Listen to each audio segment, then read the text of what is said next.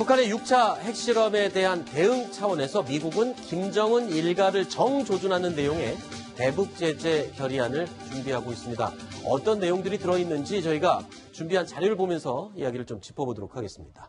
자, 미국이 유엔 안보리에서 11일에 이제 결정을 하게 될 제재안 내용 몇 가지 살펴보겠습니다. 자, 북한 지도부의 자산을 동결하고 해외여행을 금지시킨다. 이렇게 되면요, 김정은이 이제 앞으로 중국이나 러시아를 방문할 수도 없게 된다는 걸 의미합니다. 두 번째입니다. 고려항공, 노동당, 인민군 등 기관을 직접 제재하겠다. 이렇게 되면 북한의 고려항공기, 국적항공사죠. 북한의 고려항공기가 해외로 나갈 경우에 그 비행기 자체가 압류된다고 합니다. 이런 얘기는 저도 이번에 처음 듣는 아주 강력한 제재인 것 같습니다. 북한의 고려항공기, 이제 북한 자체를 벗어날 수가 없게 되겠네요. 북한의 선박 공해상에서 차단한다. 자, 불법 수출입을 모두 막겠다는 얘기죠. 자, 네, 지금 보면은 고려항공 여객기가 출국 시 나가는 국대가 베이징하고 완전 블라디보스토크밖에 없습니다. 두 군데밖에 없거든요. 네. 그래서 이제 중국과 러시아가 북한 고려항공 비행기를 압류해야 되는데, 네. 두 나라가 압류하지 않으면 그건 뭐 굉장히 유명무실하게 되는 경우가 있고. 아, 그래요? 네, 그다음에 이제 선박을 공해상에서 차단할 때 군사력을 사용할 수 있게 한다고 이제 현재 초안에 기재해 있기 때문에, 만약에 그게 그대로 수행 없이 통과된다 그러면 앞으로 전 세계 모든 국가들이 북한 선박을 공해상에서 이렇게 검색을 할 때 네. 무기를 사용할 수 있는 그런 상황이 되겠습니다. 네.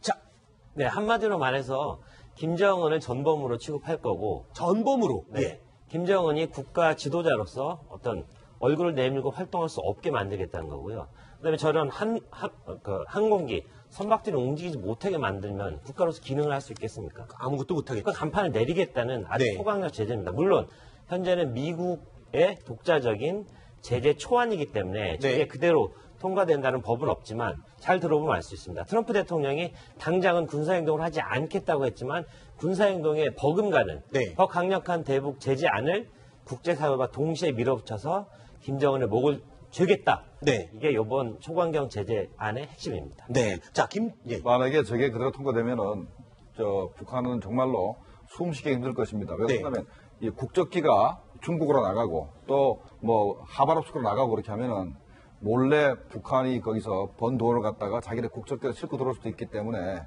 만약에 저기 국적기가 움직이지 못하면은 북한이 외화를 벌기도 힘들지만 네. 다른 수단으로 번 돈도 옮기기도 수가 가져오기도 굉장히 힘들어지게 됩니다. 자, 그러니까 항공기 운항 자체가 금지된다는 건 단순히 불편함을 넘어서는 굉장히 큰 의미를 가지고 있는 것이었습니다.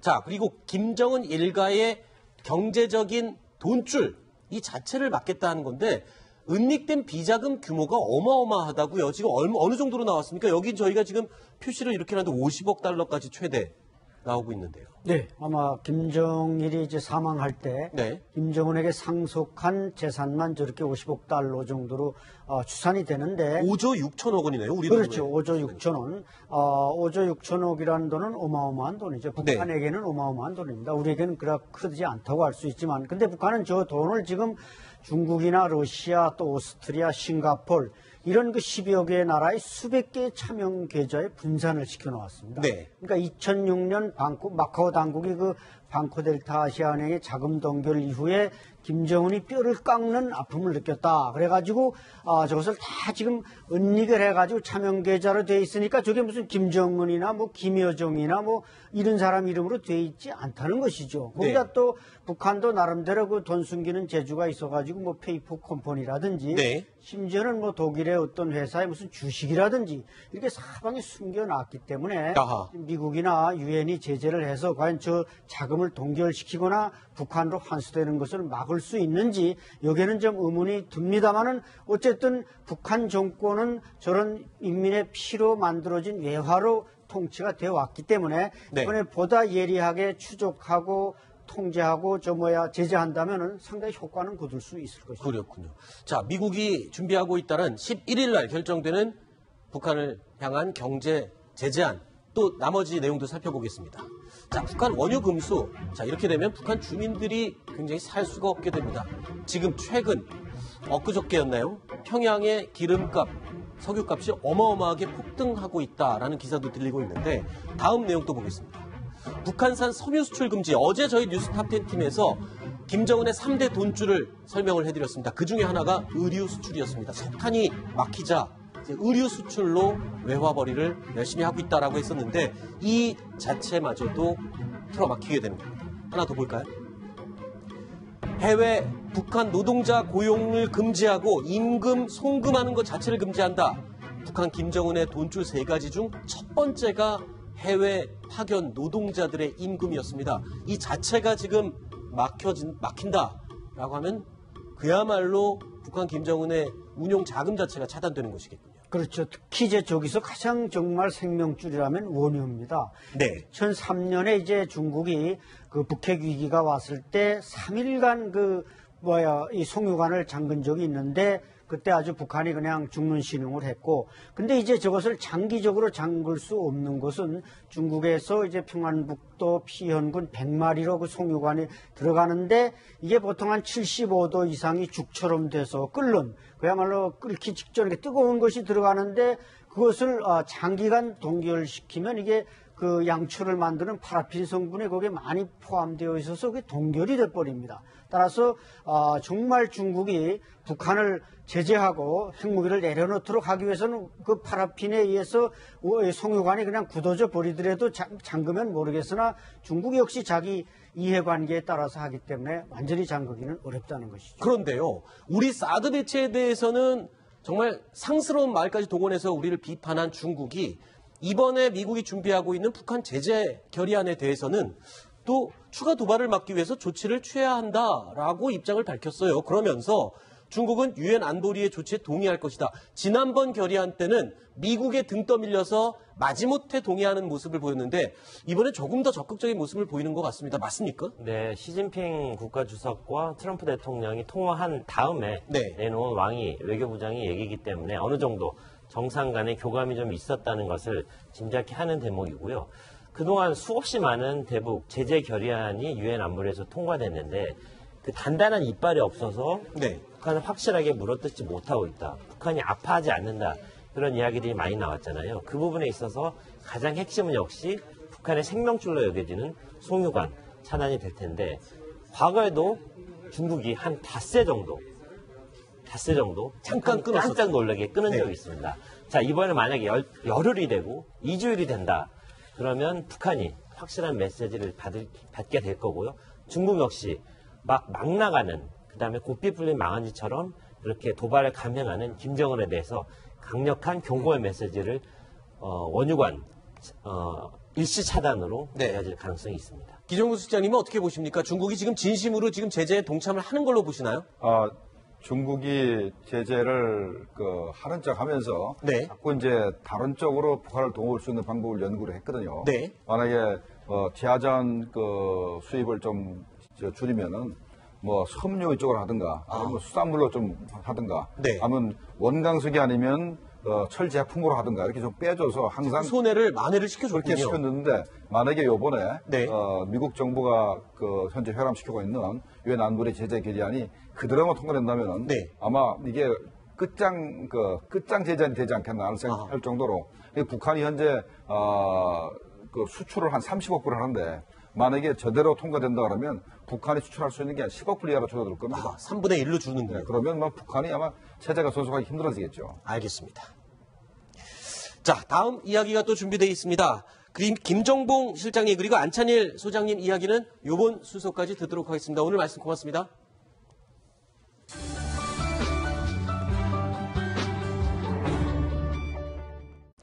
뉴스톱10 팀이 고른 10가지 소식 가운데 오늘 첫 번째로 1위로 꼽은 내용 확인해 보시겠습니다. 화면 보시죠.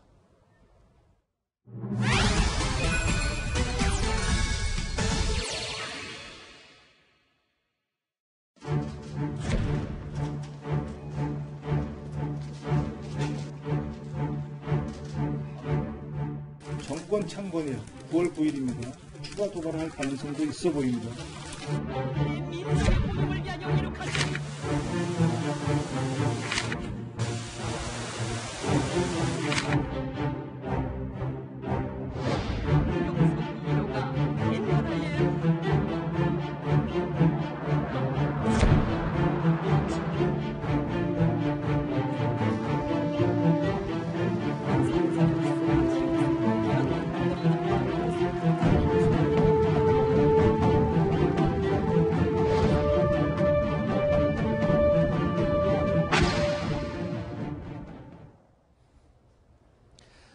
북한의 정권 수립일이죠. 이른바 구구절이 바로 내일 하루 앞으로 다가왔습니다. 앞서 보신 것처럼 국정원은 북한이 9월 9일 또는 10월 10일에 추가 도발을 할 것이라고 예측을 했었습니다. 자, 바로 그날이 내일입니다. 하루 앞에 두고 있습니다. 네, 이번 주도 상당히 지뢰밭이 될 가능성이 높습니다. 네. 9월 9일 말씀하신 대로 국가정보원이 이미 도발을 예고한 날짜 아니겠습니까? 9월 9일이 어떤 날입니까? 북한의 정권 창건일 네. 때문에 북한이 어떤 형태로든 뭔가 자기네들 개발한 핵무기의 위력, 그다음 미사일의 위력을 한 번 더 과시하려고 할 가능성이 있고요. 네. 9월 11일은 미국이 네. 유엔에서 안보리 제재 결의를 하겠다고 공언한 날입니다. 그렇죠. 그렇기 때문에 9월 9일, 9월 11일 사이에 뭔가 또 한반도를 뒤흔들 만한 그런 일이 벌어질 가능성이 높아 네. 보입니다. 안철 수장님, 이 북한의 정권 수립일이라고 하면 북한에서는 어느 정도의 국경일인가요? 그리고 주로 어떤 행사를 하는 그런 날인가요? 네, 9월 9일은 이제 1948년 9월 9일 북한 정권이 수립된 날인데, 네. 결국 내일이면 이제 69주년입니다. 네. 그래서 아마 제가 볼 때 내년 2018년 70주년 대비해서 지금 북한이 모든 이런 핵 프로그램들을 진행하고 있기 때문에 아하. 뭐 내년에 크게 하지, 올해는 그렇게 크게 하지는 않지만 네. 진짜 말씀하신 대로 뭔가 다시 한번 기름을 부을 가능성은 충분히 있고, 네. 그날은 뭐 전날 저녁에, 바로 오늘 저녁에 이제 중앙보고대회가 열리고, 네. 또 김정은이 태양궁전을 참배해서 김일성을 가서 이제 인사하고 뭐 이런 약간의 프로그램들이 진행되지만, 네. 원래 이 9월 9일은 사실 그 김정은 시대 이전에는 그렇게 크게 또 기념하지는 않았습니다. 아하. 그런데 김정은이 들어와서 지난해 또 5차 핵실험도 하고, 네. 또 2013년에는 그때 65주년이었는데 열병식도 하고, 네. 나름대로 뭔가 이 정권 수립도 김정은이 뭔가 도구처럼 잘 활용하고 있습니다. 네. 자, 뭐 갖다 붙이기 나름이죠. 그러니까 북한에서는 특히 김정은은 도발을 하기 위해서 어떤 특정 날짜를 골라서 의미를 부여하고 계속 밝히고 있습니다. 자, 조금 전에 국정원이 지난 4일에 북한 김정은이 9월 9일에 무언가 도발을 추가로 하지 않겠나 예상을 했었는데 이번 주에 또 다른 변수가 하나 생겼습니다. 자, 유엔에서 북한을 향해서 지금까지 없었던 최고 강도의 제재 결의안을 11일에 결정을 하게 되죠. 그러니까 김정은 입장에서는 아까 하태원 부장이 말씀하신 것처럼 9월 9일 말고 11일 대북 제재안 결의를 보고 결정할까 이렇게 좀 생각을 할 수가 있을 것 같아요. 네, 지난번에 9월 3일 날 북한이 수폭탄 실험을 했죠. 한 다음에 이제 환영대를 했습니다. 네. 환영대 할 때 그 기조연설문에 뭐라 그러냐면 우리가 9월 3일 날 수폭탄 실험을 한 것은 구구절 행사를 기념하기 위해서 했다라고 얘기를 했습니다. 그렇죠. 그러니까 구구절 행사를 위해서 한 번 했으니 이번 구구절 행사 때는 9월 9일을 계기로 해서는 안 할 수도 있습니다. 아, 그래요? 물론 할 수도 있습니다. 안 할 수도 네네. 있는데 제가 볼 때는 오히려 장거리 미사일 쏘거나 하는 것은 아마도 11일 날 대북제재 결의안이 통과되는 걸 보고 쏠 가능성이 더 높다고 생각이 됩니다. 네, 원래 구구절에 할 가능성이 높다라고 국정원은 예측을 했지만 유엔의 대북 제재 결의안이 통과된 걸 보면서 또 항의의 뜻을 보일 수 있다. 그런데 지금 양강도가 아주 수상합니다. 양강도 미사일 기지를 지금 보수하고 뭔가 주문을 하고 있다. 네. 준비를 하고 있다. 자유아시아 방송이 이렇게 얘기를 했군요. 네, 미국 의회에서 펀딩을 받아서 연구하는 그런 자유아시아 방송인데 북한 양강도 지하 미사일 기지에서 보수 공사에 들어갔다.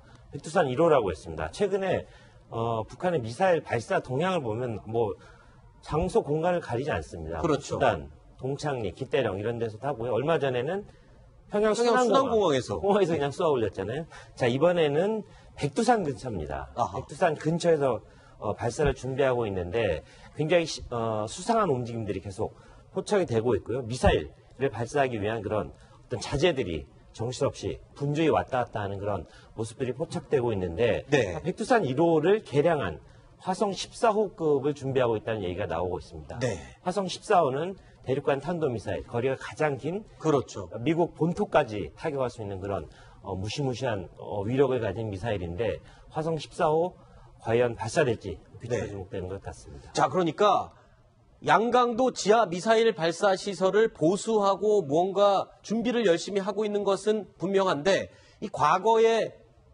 준비를 했던 백두산 1호 미사일을 빼고 이번에 성공적으로 실험했다고 주장하고 있는 화성 14형 미사일로 교체를 하고 있다. 화성 14형 미사일 무시무시한 핵탄두를 탑재하고 있죠. 화면에 저희가 준비를 해놨습니다. 역시 모형입니다만 최근에 김정은이 개발에 성공했다고 자랑하고 있는 수소폭탄 탄두 모형을 뉴스탑10 팀이 준비를 해봤습니다. 사진에서 여러 번 보셨죠? 자, 이 수소폭탄 탄두 안에는 이미 지난해 개발을 완료한 핵 분열탄이죠. 소형화된 핵 분열탄이 내부에 탑재가 되어 있습니다. 이 수소폭탄 탄두를 탑재할 수 있는 대륙간 탄도미사일이 바로 화성 14형 아닙니까? 그러니까 이번에 이 양강도 지하미사일 시설에서 화성 14형으로 교체한다는 것은 바로 이 신형 수소폭탄 탄두를 실을 수 있는 미사일을 발사할 가능성이 있다. 그 말인 거죠. 그렇죠. 아니 뭐 수소폭탄을 장착할 수도 있고 현재 구형인 원래 원자폭탄을 이제 실을 수도 있습니다만 네.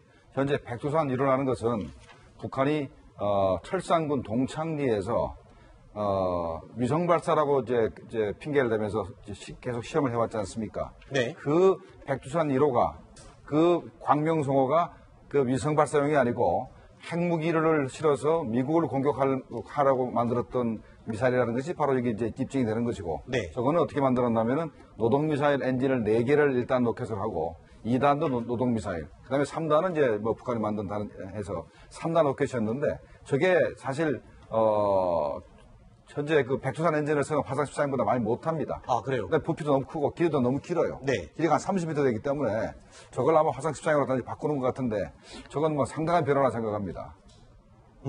그렇군요. 자, 그리고요.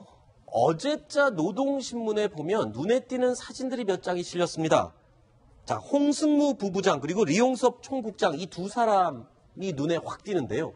자, 이 두 사람을 노동신문에 사진을 실어서 전면으로 내세운 이유 뭐가 있습니까? 이 두 사람이 어떤 업적이 있거나 뭘 칭찬하고 싶은 건가요? 네, 홍승무하고 리용섭이 현재 꽃다발 받는 것은 네. 이번 수소폭탄 그 개발 성공의 그 바로 주역이기 때문에 아하. 현재 꽃다발 받는데 문제는 이 사람들이 민간인인데 군복을 입혀놨고 홍승무한테는 별 4개를 달아줬고 리용섭한테는 별 3개를 달아줬습니다. 네. 그러니까 홍승무는 당 군수공업부 부부장이고, 네. 그러니까 리만건 군수공업 부장이 바로 밑에 사람이고, 네. 그다음에 리홍섭은 핵무기연구소 소장입니다. 네. 지난번에 김정은이가 저 수소폭탄 모양을 만든 그 모양이 있는 그 연구소를 방문했는데 바로 그 핵무기연구소였죠. 네, 네. 거기 소장이 리홍섭인데 이 사람이 이번에 이 사람 두 사람이 상당한 역할을 했기 때문에 민간인한테 군복을 입혀주고 별을 달아줬습니다. 네.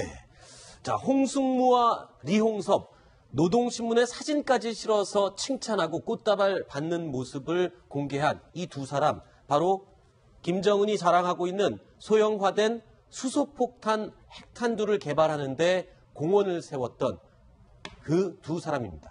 안 소장님, 자, 이 두 사람에게 별을 달아줬어요. 장성급으로 별을 달아줬다는 것, 이건 북한에서 어떤 걸 의미합니까?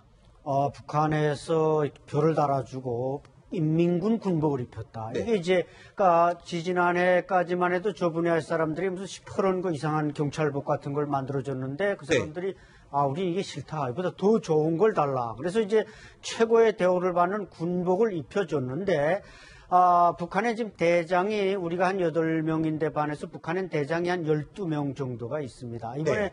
홍승무도 아마 지난 기간까지는 적어도 상장 정도로 별을 3개밖에 안 달고 있었을 겁니다. 네. 이번에 이제 대장이 됐다는 건 그 대장 반열에 올라왔다는 것이고 네. 또 이형섭 역시 이제 핵무기 연구소장인데 그동안 아마 중장 정도로서 그 로켓 분야를 담당하고 있는 김정식 부부장과 중장 같았는데 이번에 하나 더 달았으니까 상장이 됐고 이래서 이제 그 로켓 분야에는 김정식 부부장, 이 핵무기 분야에는 홍승무 부부장, 그 외에는 이제 이병철 제1부부장이 이제 컨트롤 타워가 되어 있고 그만큼 김정은이 로켓 분야와 핵무기 분야의 당 간부들에게 군복을 입혀줬다. 이것은 군보다도 오히려 더 우대하는 이런 말하자면 조치를 취해준 것으로서 충성심을 유도하기 위한 하나의 전략입니다. 그렇군요.